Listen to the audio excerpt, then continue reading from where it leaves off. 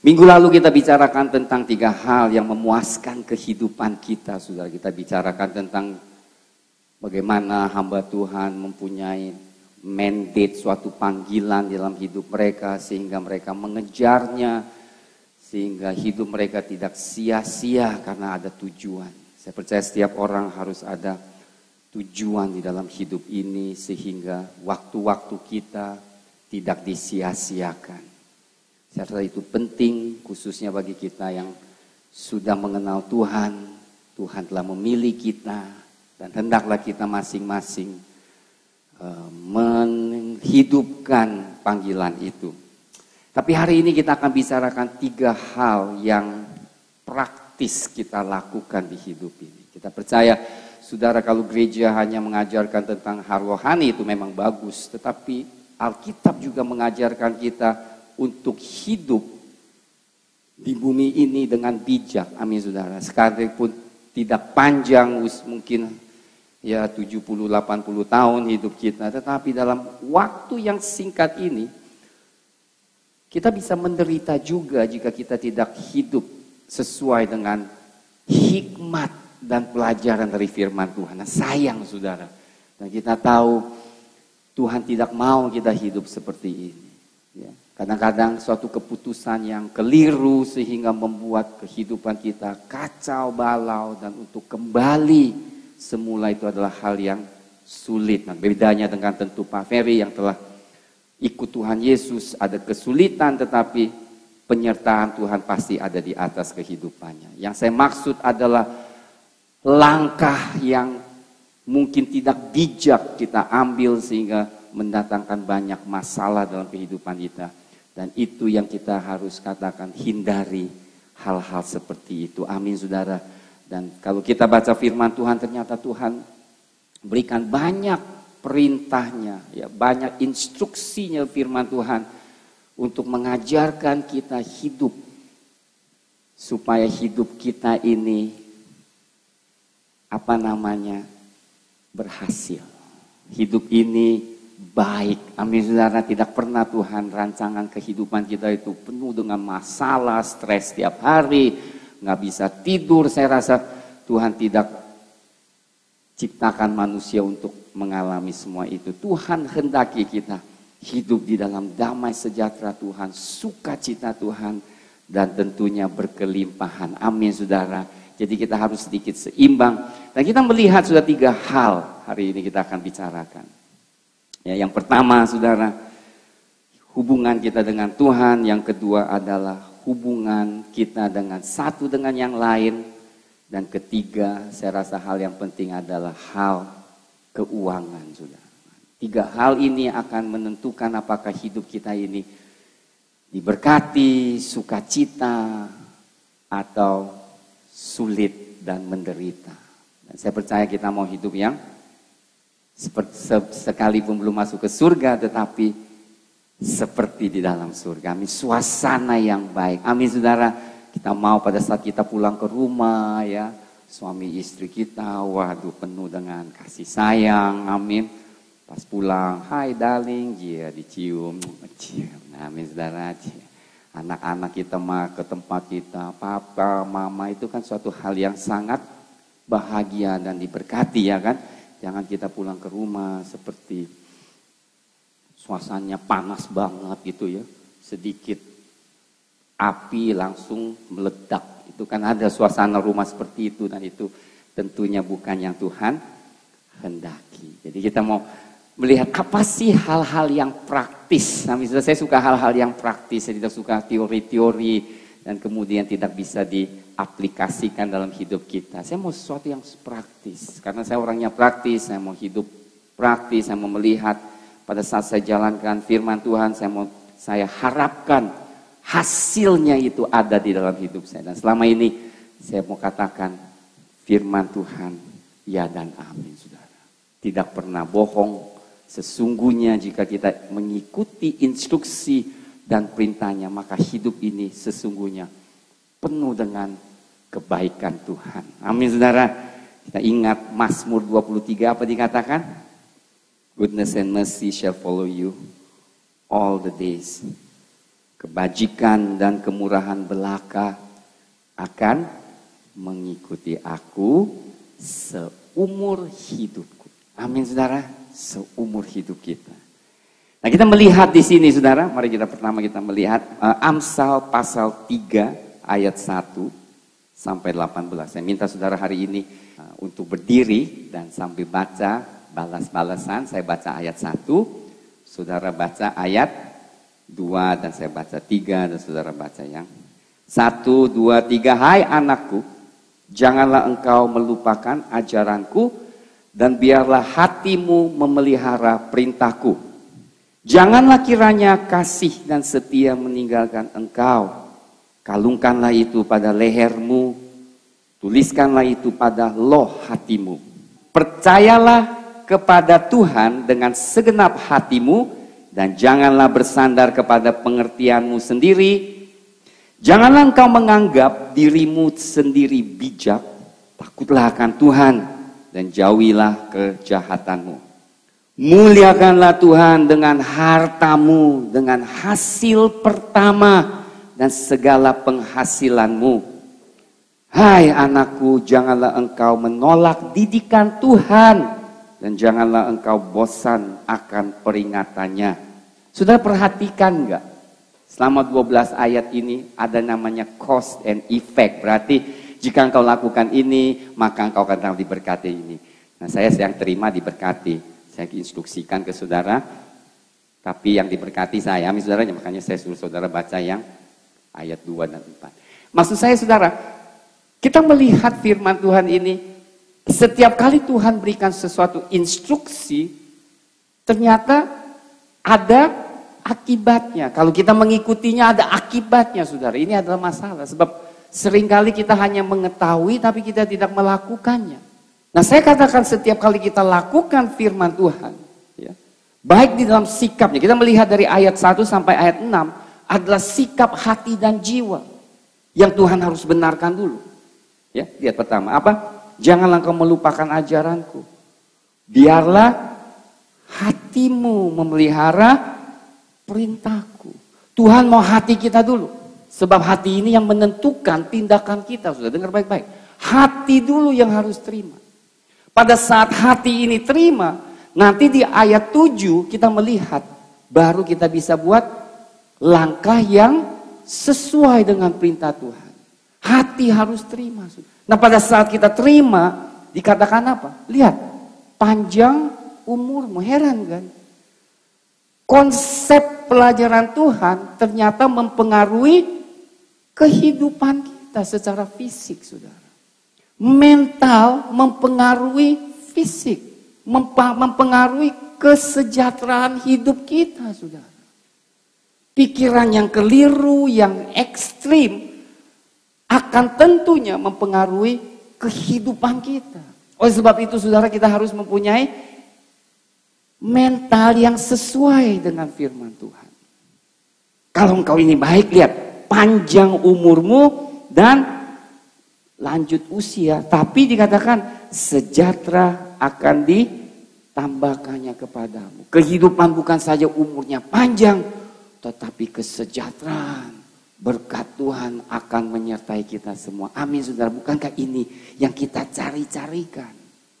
Lihat ayat yang ketiga.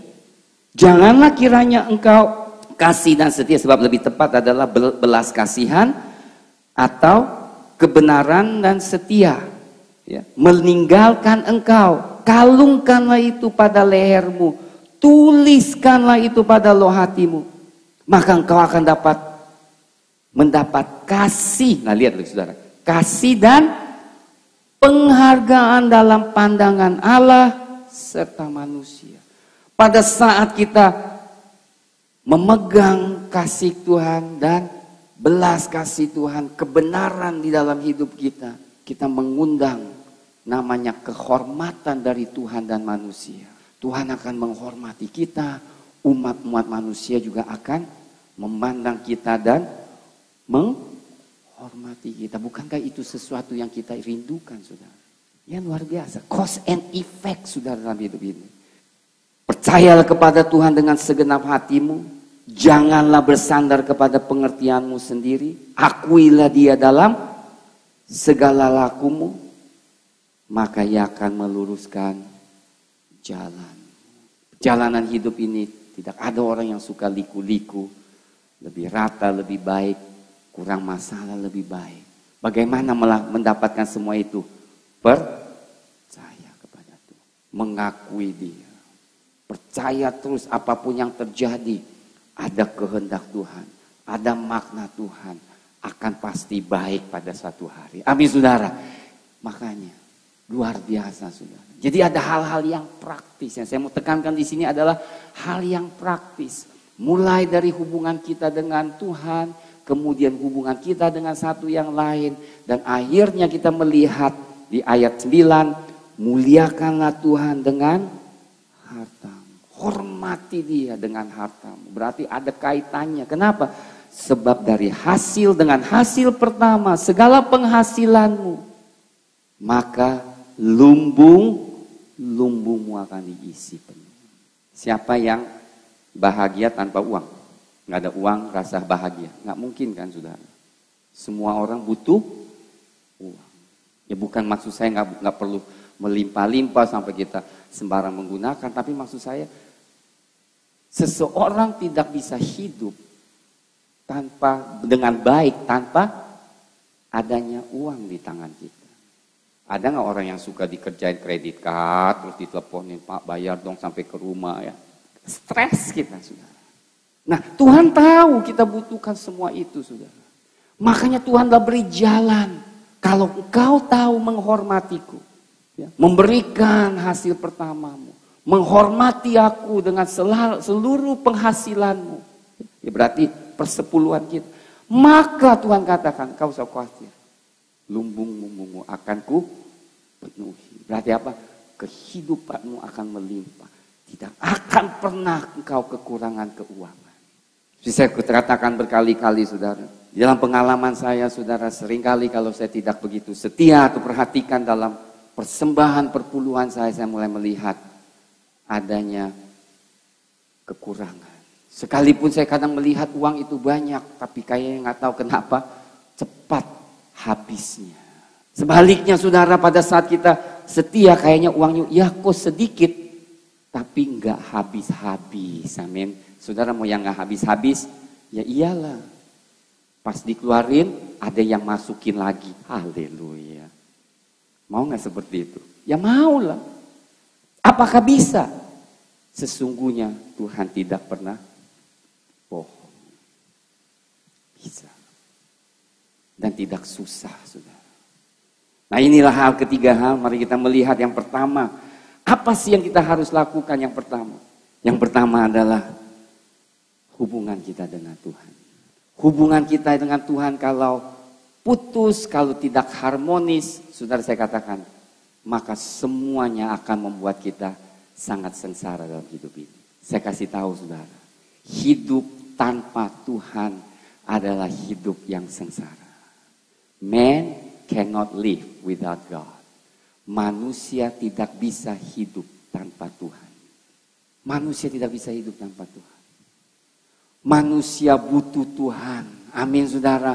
Manusia butuh campur tangannya Tuhan. Butuh kekuatan dari Tuhan. Butuh hikmat Tuhan. Itulah kehidupan kita. Karena kita diciptakan untuk menyembah Dia, saudara.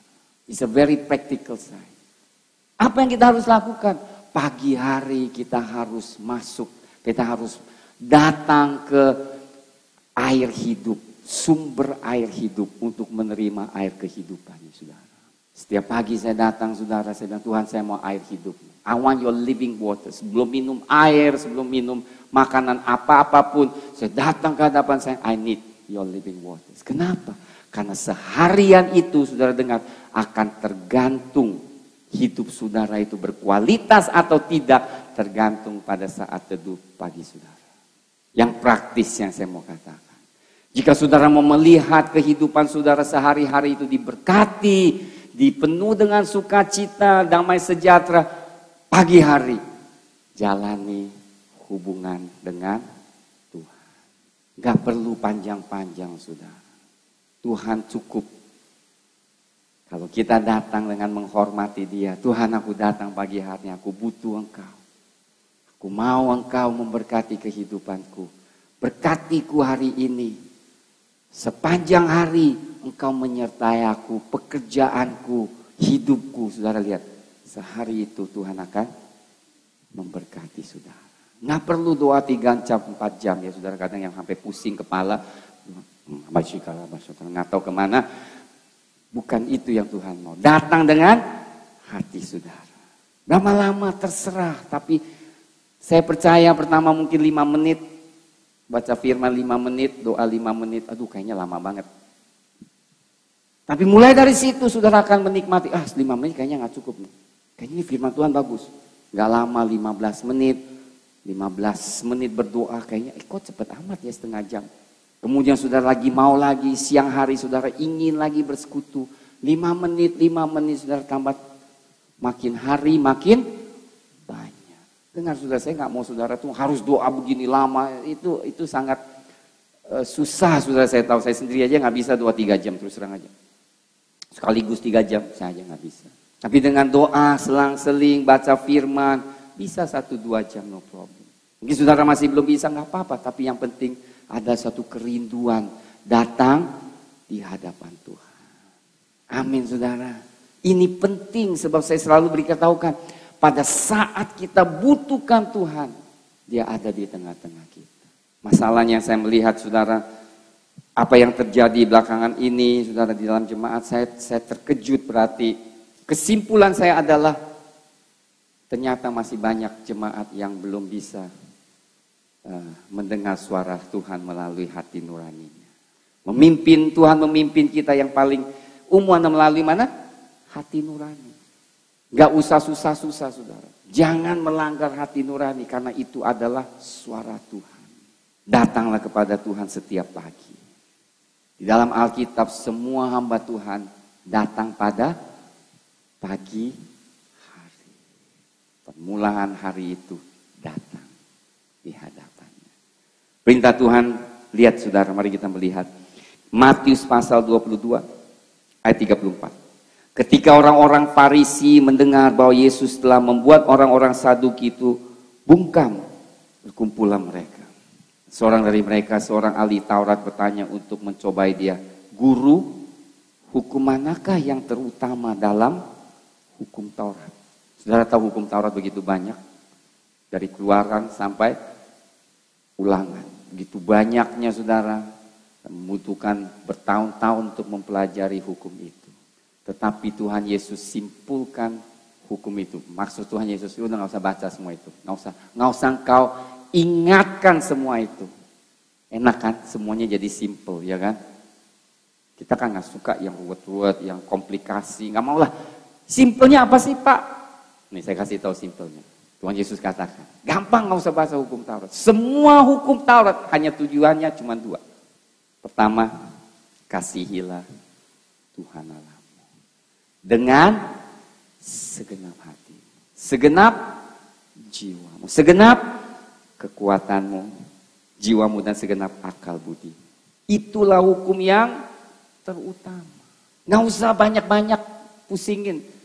Berikan hatimu, berikan jiwamu, berikan seluruhnya. Mengasihi Dia dengan akal budi dan kekuatanmu. Dialah yang kasih pertama, yang mula-mula. Dia yang harus ada di dalam pikiranmu setiap saat. Dia yang engkau rindukan setiap saat. Amin saudara. Saudara yang jatuh cinta, amin saudara. Apa perasaannya? Tiap hari memikirkan sang kekasih. Tiap hari merenungkan Dia. Amin saudara. Sama. Tuhan mau kita tuh merenungkan Dia lebih dari hanya ritual datang berdoa 3 jam. Ibadah 1 jam, 2 jam. Bukan. Mana kerinduanmu? Mana apimu? Pak Ferry mengasihi Tuhan, aku mau doa puasa seperti Engkau. Aku mau berkorban, aku gak mau makan. Saudara, kalau orang sudah gak mau makan karena Tuhan, itu sudah nyata bahwa dia sangat rindu akan Tuhan. Karena makanan aja bisa kita gak mau makan. Apa arti di mata Tuhan? Wah, engkau serius. Engkau benar-benar mau cari saya. Karena puasa adalah satu hal yang paling sulit dilakukan. Pas puasa satu hari, biasanya malam itu juga ada yang orang kirim makanan. Betul? Hari ini gua puasa. Biasanya yang nggak dikasih undang makan, dikasih. Gua ada kirim makanan nih. Favorit lu. Apa tuh? Itu sotomi. Akhirnya puasa batalah. Lain hari aja deh ya Tuhan ya. Lain hari. Besok deh besok. Besok udah ngamut. Saudara baru tahu saudara. Puasa itu enggak gampang. Udah mau puasa. Tetangga masak yang sesuatu. Sambal ya terasi. Wangi alam. Aduh. Gimana puasanya, ya kan? Batal lagi. Udah berusaha setahun 12 kali batal. Karena hal-hal yang tertentu ya, alasan-alasan tertentu kita batal. Susah. Saya nggak katakan gampang, sudah. Butuh satu ketekatan. Tuhan, makanan favorit pun saya nggak mau. Saya mau Engkau. Itu memang suatu ujian Tuhan berikan. Mau Tuhan atau makanan yang kau sukai. Lihat aja hari ke-39. Tiba-tiba kedagingannya muncul. Tonjok orang. Bukan pukul orangnya dengan helm. Bisa keluar hal-hal seperti itu sudah. Berarti apa? Saya juga bingung Pak Ferry. 39 hari masih kuat ya Pak ya. Tapi maksud saya apa? Maaf Pak ya kalau saya sih udah gak bisa. Sebab kenapa? Kalau udah 10-20 hari angkat tangannya gak kuat sudah. Jangan bilang angkat tangan, mau ngomong aja capek. Tetapi saudara mengasihi Tuhan. Maka Tuhan katakan apa? Segenap hatimu, segenap jiwamu, akal budi. Berarti apa? Disiplinkan akal budimu. Disiplinkan tubuhmu untuk mengasihi Tuhan. Saudara-saudara, seperti saya katakan, American Sniper, orang yang ikut ke Navy, angkatan tentara yang di laut yang paling, how you say that is the most elite. Pasukan ini luar biasa, saudara, dikirimkan ke tempat-tempat yang tertentu. Tapi latihan mereka, dengar baik-baik, adalah sangat sulit. Lebih dari 80% gagal. Lebih dari 80% tidak lulus menjadi Navy SEAL di Amerika. Menurut dia bukan karena orang yang ototnya besar, yang kelihatannya wah ini pasti berhasil. Semua yang ototnya bagus, ternyata bukan itu. Dengar baik, bukan itu yang bisa berhasil. Kembali semua di mental. Mental baja.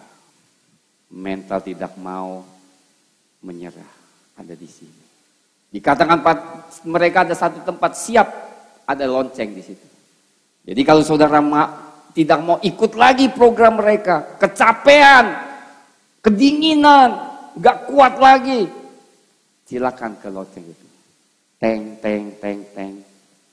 Semua latihan diberhentikan buat saudara, kasih pakai baju, dikasih kopi, minum, tapi keluar dari latihan ini. Saudara seringkali dalam perjuangan di dalam iman kita sama seperti itu. Sudah dengar baik. Ini tentara dunia, ini bukan tentara Laskar Kristus. Ya, Laskar Kristus lebih parah lagi, cuma kita ada Tuhan Yesus. Mereka dibutuhkan suatu, jangan bilang mereka dikuras dalam fisik mereka.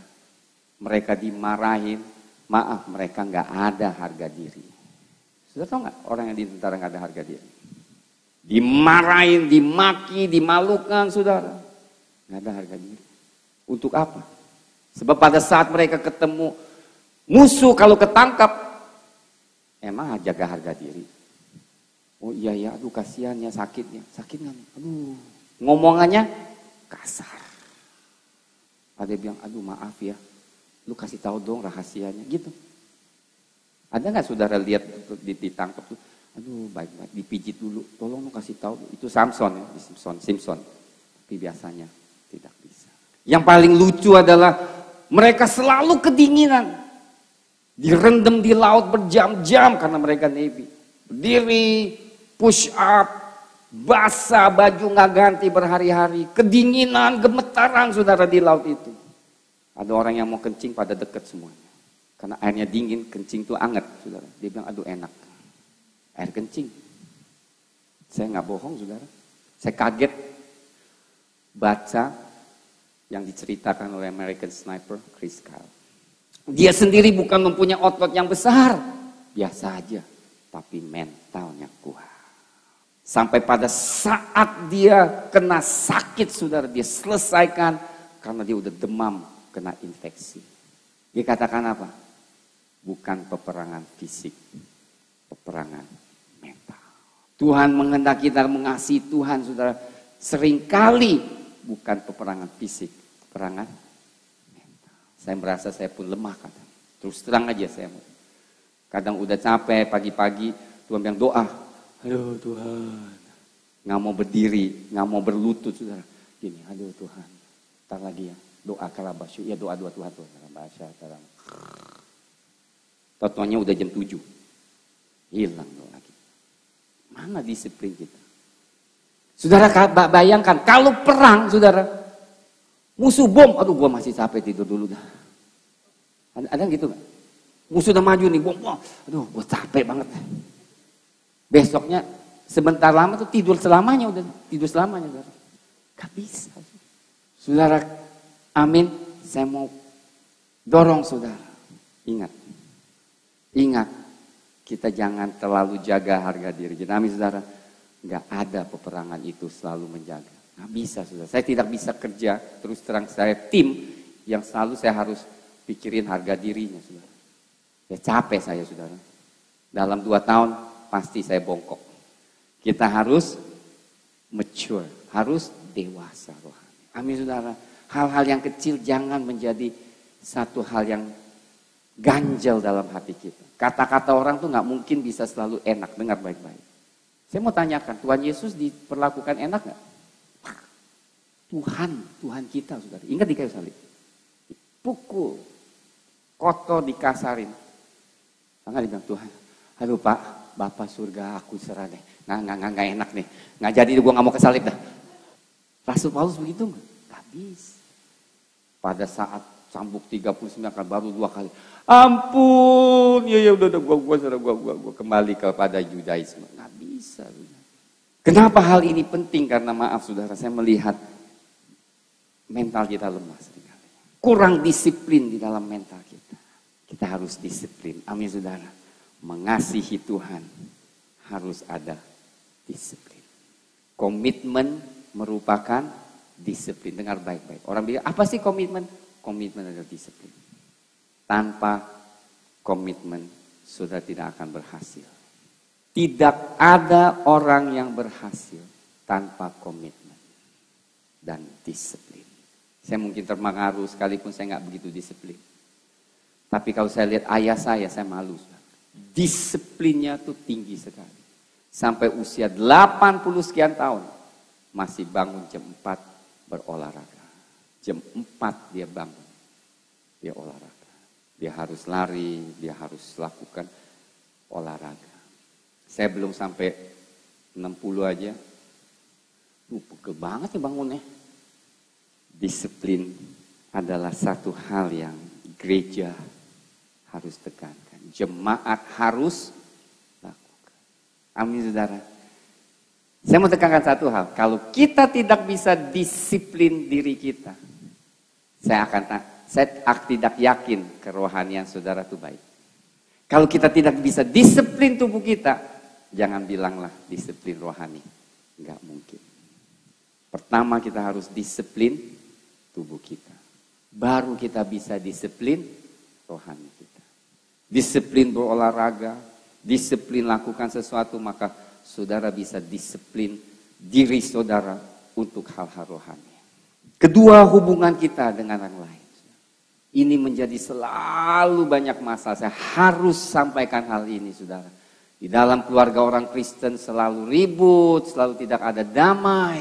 Yang seharusnya menjadi contoh dan teladan bagi orang-orang dunia, tapi seringkali tidak. Salah satu penyebabnya adalah mementingkan uang daripada hubungan. Memprioritaskan uang dibanding hubungan yang baik. Suami istri ribut gara-gara mungkin ya salah gunakan atau uangnya yang tidak dipakai dengan baik, ribut. Anak kecil mungkin gak hati-hati, HP saudara jatuh, saudara marah sekali. Mungkin barang saudara rusak, marah. Lipstik saudara dipakai, marah. Digambar-gambar di gambar bukunya pakai lipstik. Ini lipstik bagus ya Ma ya warnanya ya. Tono lipstik saudara gini-gini. Lipstik saudara beli yang mahal lagi. Ribut, pukul, menyedihkan. Kenapa mereka bisa lakukan itu? Seringkali karena mereka mau perhatian mama dan ayahnya. Tetapi karena tidak, akhirnya mereka mencari berbagai cara untuk mendapat perhatian dari orang tua. Hubungan ini penting, saudara. Prioritaskanlah hubungan dibanding uang, saudara. Hal yang praktis, saudara. Saya mau saudara tahu hal yang praktis, nggak mau yang susah-susah. Pakailah waktu saudara Sabtu atau Minggu bersama dengan anak-anak saudara, istri dan anak. Kalau saudara nggak bisa datang ke discipleship class atau gathering karena untuk bersama suami istri, silakan. Saya nggak salahkan saudara. Saya malahan katakan harus saudara gunakan waktu dengan keluarga saudara. Go ahead. Kasihan saudara karena Tuhan telah mengaruniakan kita anak, telah memberkati kita suami atau istri. Saudara, ya adalah tujuan supaya hidup kita itu bahagia. Amin saudara. Kita itu diberikan rumah tangga, mengasihilah mereka. Gak lama saudara, rumah tangga itu gak lama. Gak selama-lama. Saya melihat anak saya makin dewasa, yang seperti dulu udah gak ada lagi saudara. Pada saat anak-anak saya tuh, papa, mama, peluk, udah gak ada lagi. Mana Jonathan mau peluk saya bisa jatuh kali. Gak ada lagi, ngerti gak? Waktu itu tuh gak bisa, udah lewat gitu. Don't miss it. Tapi saya tidak pernah menyesal karena saat-saat itu sekalipun ekonomi susah saudara, tapi saya tetap prioritaskan keluarga. Amin saudara, dan sekarang saya bersyukurlah pilihan saya tidak keliru. Dan akhirnya ketiga tentang keuangan. Seperti saya katakan, manusia tidak bisa tidak ada uang. Amsal 22 ayat 7. Orang kaya menguasai orang miskin. Lihat. Amsal 22 ayat 7. Saya mau saudara dengar hari ini. Saya mau saudara bebas dari hal ini. Orang kaya menguasai orang miskin. Yang berhutang menjadi budak dari yang menghutanginya. Dengar. Listen.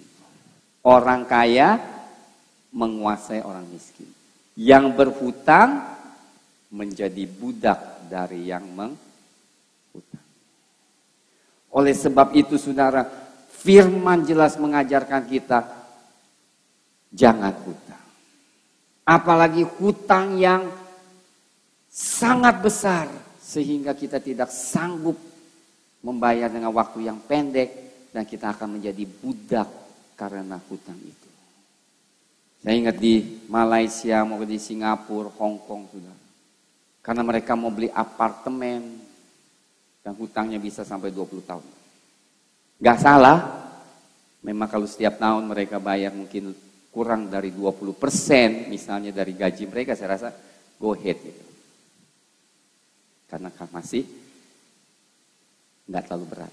Tapi kalau hutang itu harus bayar setiap bulan lebih dari 40%, 30% saudara, that's a problem. Setiap bulan gaji saudara 30% saudara kasih hutang, bayar hutang, akan menjadi budak dari yang menghutang. Kita tuh jadi budak saudara. Komitmennya terlalu tinggi saudara. Saya mau saudara dengar baik-baik.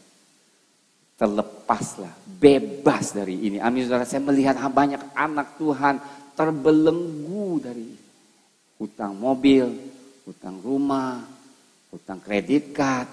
Seperti saya katakan, kalau waktunya pendek nggak apa-apa. 3 bulan selesai, it's okay. Tapi jangan sampai sudah bertahun-tahun tidak bisa terlepas dari jeratan ini yang mengikat kita tiap hari. Pas kita ambil, seharusnya kita ambil gaji kita dengan senang, langsung terbeban, ya 30% gue mesti bayar utang. Rasanya gimana sih? Gak enak banget. Saya pernah cobain, saya tahu. Bebas. Amin saudara. Bisnis beda ya saudara. Bisnis itu working company itu, working capital itu beda. Utang itu biasa. Tapi pribadi kita harus hati-hati. Praktisnya gimana? Ada beberapa hal saya mau katakan. Jangan spend atau memakai uang lebih dari penghasilan saudara. Saudara dapat segini, ya di dalam kemampuan saudara, saudara pakai uang. Saudara masih belum mampu beli yang lebih bagus, ya jangan beli dulu gitu. Masih belum bisa beli baju dari Zara, ya nggak apa-apa, dari Carrefour aja, Carrefour kan murah. Oke, nggak bisa Zara, ya di factory outlet aja yang murah. Ada Zaranya juga kok, kalau dapat. Saudara tahu nggak, Zara, bosnya Zara adalah orang yang kedua, ketiga terkaya di dunia. Ternyata saya kontribusi juga dia jadi kaya. Second or third richest, kedua atau ketiga. Fashion aja saudara, bisa menjadi orang yang terkaya. Tuhan tidak pernah melarang kita untuk menjadi kaya. Dengar saudara, Alkitab tidak pernah, saudara tahu, melarang kita jadi kaya. Tapi ingat, Alkitab mengingatkan, bukan kayanya, hati kita yang mencari kekayaan. Atau serakah mendapat kekayaan. Lebih yang harus kita wajarkan, jangan sampai engkau serakah. Karena cinta akan uang adalah akar dari segala kejahatan. Banyak orang kaya yang rohani. Saya katakan, banyak orang kaya yang rohani. Yang cinta Tuhan. Mereka nggak cinta kekayaan. Tapi mereka kaya. Lucu kan? Ada ya Pak? Ada. Mereka kaya, tapi mereka nggak terikat dengan kekayaan. Pada saat Tuhan yang berikan ini, beri. Tuhan berkati lagi. Bahkan ada yang berikan 90% dari gaji mereka. Itu kan berarti nggak ada ikatan kekayaan. Dan besar gajinya saudara. Dia bilang, gue 10% udah cukup. Tuhan yang layak 90%. Itu sih mah udah, kita 10 aja susah. Kadang 9,5%. Lupa hitung. Kadang 9,99%. Ini 90%. 50, 60 kasih ke Tuhan. Dengar saudara. Bagaimana kita bisa menerima kekayaan Tuhan. Dan tidak mencemar hati kita. Mari kita melihat di Lukas pasal 16. Lukas 16 terakhir. 10. Barang siapa setia dalam perkara-perkara kecil, ia setia juga dalam perkara-perkara besar. Nanti kita akan lihat apa sih perkara kecil, apa perkara besar. Dan barang siapa tidak benar dalam perkara-perkara kecil, ia tidak benar juga dalam perkara-perkara besar. Sudah, semua yang Tuhan lihat bukan dari besarnya, dari kecilnya. Dengar baik-baik. Yang Tuhan lihat selalu masalah kecil. Tapi saya tahu pada saat kita tegur masalah kecil, marah berarti jelas. Tidak mungkin kita bisa setia dengan perkara besar kalau kita tidak setia dengan perkara kecil. Gak mungkin. Jadi jikalau kamu tidak setia dalam hal mamon. Mamon adalah perkara kecil. Hal yang kecil. Kita harus diuji dengan hal yang kecil. Saya waktu bilang kecil bukan berarti jumlahnya kecil. Uang sebesar apapun kalau dia mamon tetap kecil. Dengar. Orang pikir maksud Bapak yang kecil di bawah 1 juta ya? Enggak. Bisa miliaran tetap masalah kecil. Karena di mata Tuhan mamon adalah masalah kecil. Jumlahnya besar juga kecil. Kita aja bilang, itu jemaatnya tadi ya. kasih 100 juta. Kasih ke Pak Yer.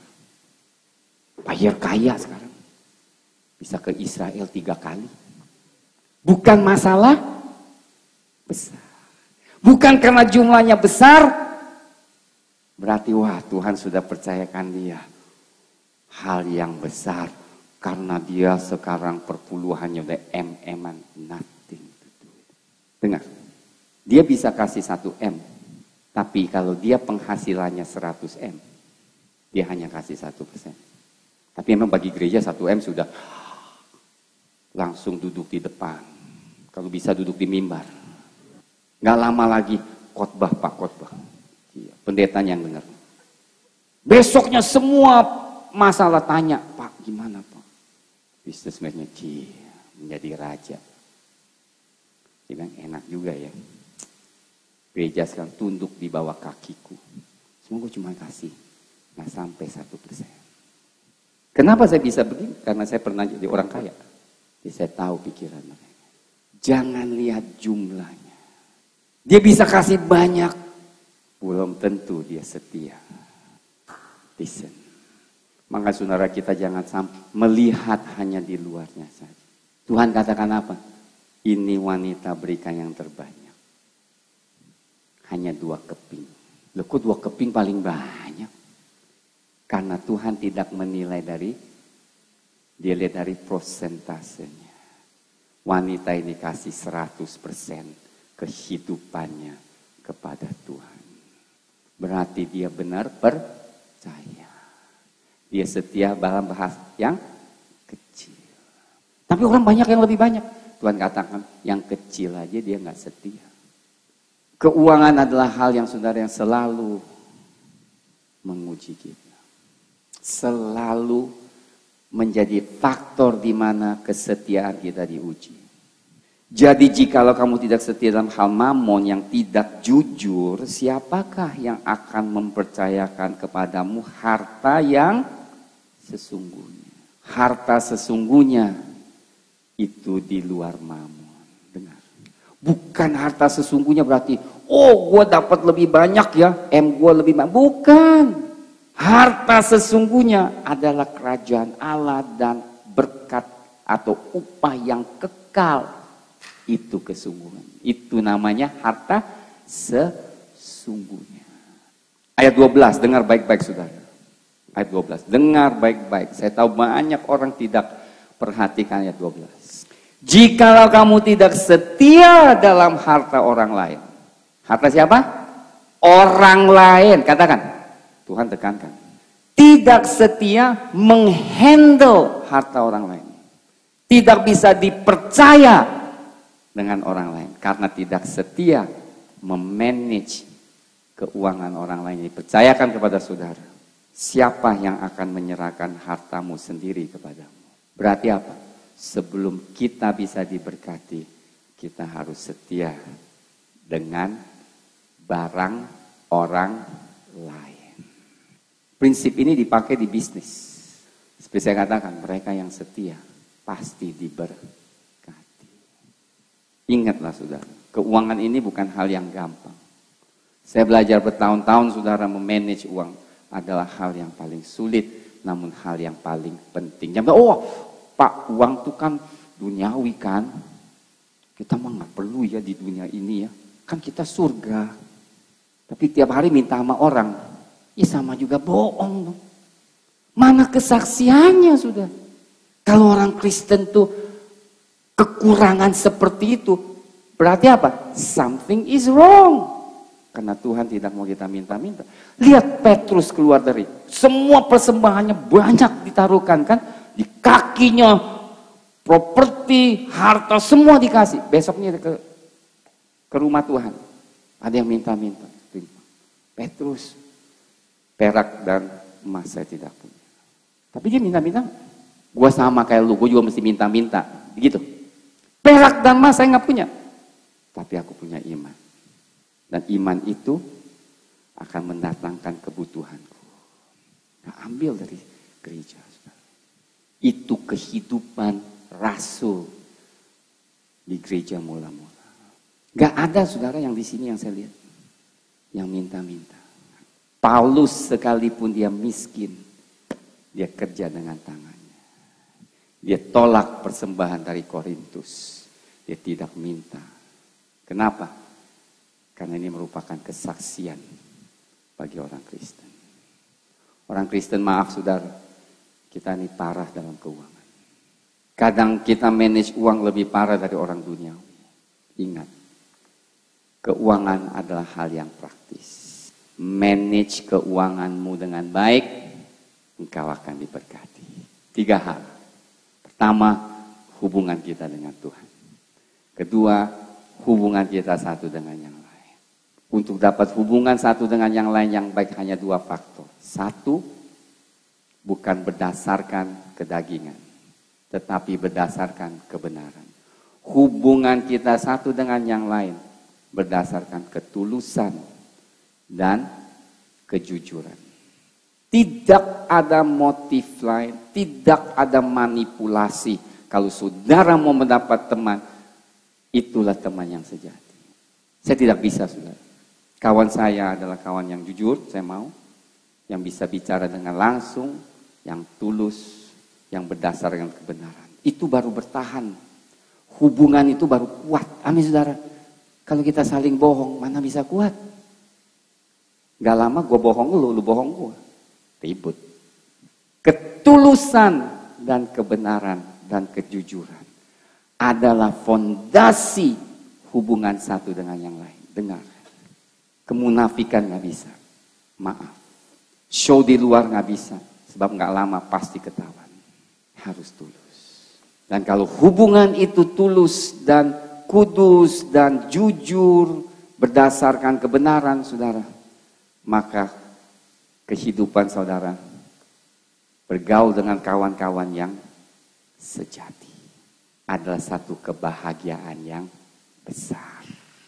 Gereja Tuhan di Congko di Cina sana, saudara, mereka mengalami begitu banyak penganiayaan, saudara, sehingga hubungan mereka begitu murninya satu dengan yang lain. Luar biasa, saudara, luar biasa. Pada saat Brother Yun itu yang buku di Manusia Surgawi dipenjarakan, saudara, sangat sepinya, tiba-tiba ketemu seorang anak Tuhan yang dia kenal. Mereka nangis karena mereka saling menguatkan dengan ketulusan hati mereka. Dia katakan ini adalah satu hal yang begitu indahnya. Pada saat dia datang ke Jerman, ke Eropa, saudara, dia kaget. Banyak orang berusaha manipulasi nama dia, membohongi dia. Kaget. Kita hadapi sesama Kristen yang berbeda dengan orang yang dianiayai. Jemaat yang dianiayai biasanya mempunyai hubungan yang intim dan tulus. Mendingan kita dianiayai aja ya. Ketiga adalah hal keuangan. Ingat, saudara, Tuhan tidak pandang sejak banyak mana uang saudara. Kehormatan Tuhan atas saudara bukanlah karena saudara kaya atau tidak. Tuhan sangat menghormati Rasul Paulus, dia itu sangat miskin. Tapi dia ada harga diri dan kelas. Amin, saudara. He has a class. Saya suka. Dia ada kelas. Kelasnya apa? Bukan kan dia kaya. Integritasnya kuat. Nggak mau mengambil. Nggak ada serakah uang orang lain. That's what I like. Tuhan katakan, you hambaku yang setia.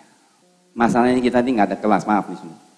Kita minta businessman, Pak, gereja perlu sound system. Udah kasih sound system, nanti bapak ini ya, penatua kita. Fotonya businessman istrinya ada 5. Makanya gereja nggak dihormati, saudara.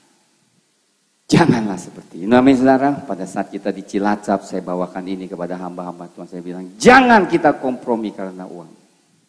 Kan orang kaya, jangan. Sekalipun kita susah, peganglah kebenaran Tuhan. Gak begitu banyak yang menangis dalam seminar itu. Saya tahu karena dalam berapa mereka kompromi, melanggar hati nurani karena mereka butuh uang. Saya juga butuh, saudara. Tapi kalau kita perlu gigit jari, haleluya, minum air, ya mendingan puasa ya Pak ya. Malahan lebih sehat, lebih kuat, amin. Saudara tahu pada saat puasa, detox tubuh kita. makin sehat. Amin saudara, nggak usah beli makanan. Siapa tahu tahun depan diberkati lagi. Ke jejak Paulus, ke Atenci. Ibu udah siap mau atur Ibu Agnes. Kan dia mau ikut juga. Kalau Tuhan izinkan tentu kita mau pergi lagi, haleluya. Saudara sekarang strateginya berubah, DP-nya 1.000. Kapok saya. Oke gak apa-apa, haleluya. Ini 3 hal ya saudara. Ini yang seri 3 ini udah 6 ternyata. Gampang sekali setiap hari, setiap minggu hanya ingatkan 3 hal. Minggu ini kita katakan langkah yang praktis. 3 langkah yang praktis, 3 kehidupan yang praktis. Amin saudara. Saya tahu kita belum bisa sempurna semua. Saya tidak maksud menuduh. Saudara kita benarkan di hadapan Tuhan. Amin. Sekali lagi maksud Tuhan supaya kita bebas dari semua ini. Amin saudara. Kita bebas. Saudara tanyakan berapa lama saya bisa terlepas ya Pak ya? Sebentar saudara. Dengar, kalau saudara setia sebentar. 1 tahun, dalam 1 tahun saudara lihat, saudara dimerdekakan.